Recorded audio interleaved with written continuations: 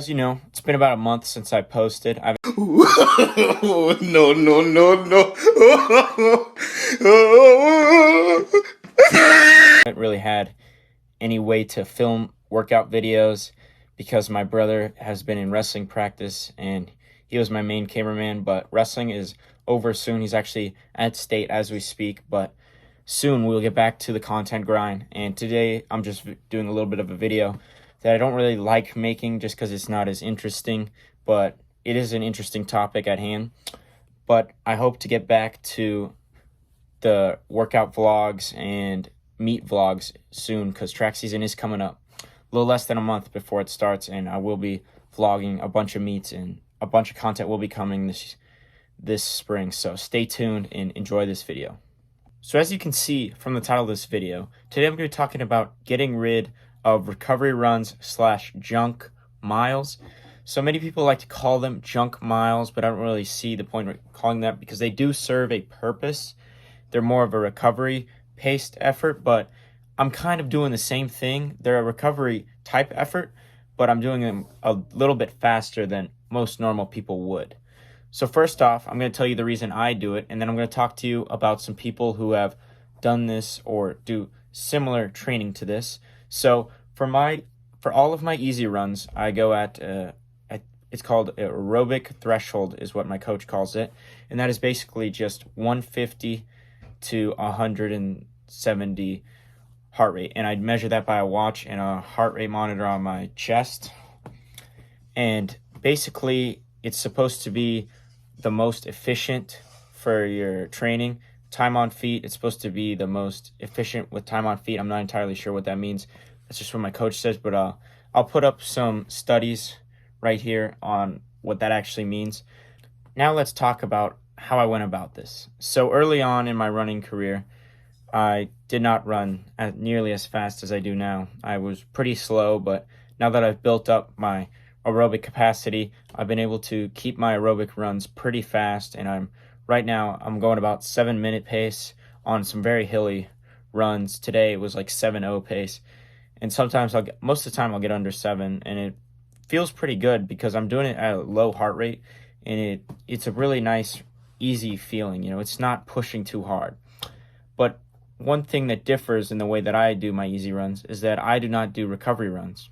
Most people do a recovery run, and they also supplement with easy days, but all my recovery runs are at this pace. They're out at 7 flat pace, and I don't see any reason why I would need to do a recovery run because I feel like I recover very well from workouts. I don't really feel like my legs are ever hurt the next day, which is a good sign because if your legs are really, really hurting, that usually means you maybe pushed the workout a little too hard, and you probably should not have been in that fast the day before, or you're just, not used to running. But I've been running for a very long time. I'm starting to get used to running, and my legs don't really feel much anymore. Usually the first couple workouts I'll feel them, but once we get deep into training, you don't really feel it much at all. But now let's move on to some people that I have seen who have done something similar to this. So the most popular one known is Graham Blanks. A lot of you know that he runs 6 flat pace, as you can see on his Strava activities. There are numerous activities, I'll pull them up, where he does 6 flat pace for his easy runs, which is probably equivalent to about how fast I run, and the heart rate looks to be similar. And it's a interesting training style. His coach, his name is Gibby. I'm not entirely sure his full name, but he believes in running maintenance pace, which is kind of what I'm doing. And he said they run maintenance pace basically year round for all their easy runs. They'll do a recovery run, not a recovery, they'll do a cool down, much like I do, and they'll do warm-ups kind of slow, but they do all of their easy runs at maintenance pace, which is just maintaining your speed. And I really don't see any reason why it hurts them at all. I mean, you don't see many injuries coming out of Harvard.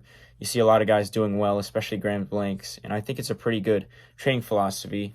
But now we're moving on to a much more controversial coach, and that would be, you guessed it, Alberto Salazar. So in a Let's Run article or forum, I read that Alberto Salazar was looking to get rid of Mo Farah and Galen Rupp's junk miles. I'll actually show some literature up here of what I'm talking about.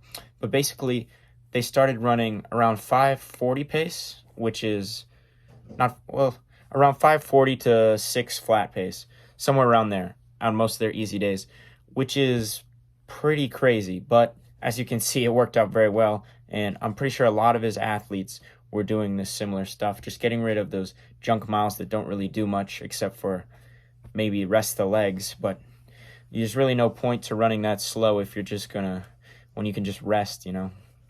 And that's the main reason I don't do recovery runs, is because I don't feel like they do much for me. I don't feel like they help me at all in any way.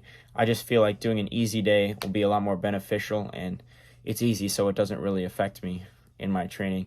And most training weeks, at least this build, I've taken easy days in between 3 hard days every week, and then one day mostly off. I do like a 30-minute jog, and that basically just gives me 2 days of rest between a long run and then the Tuesday workout, which is basically speed.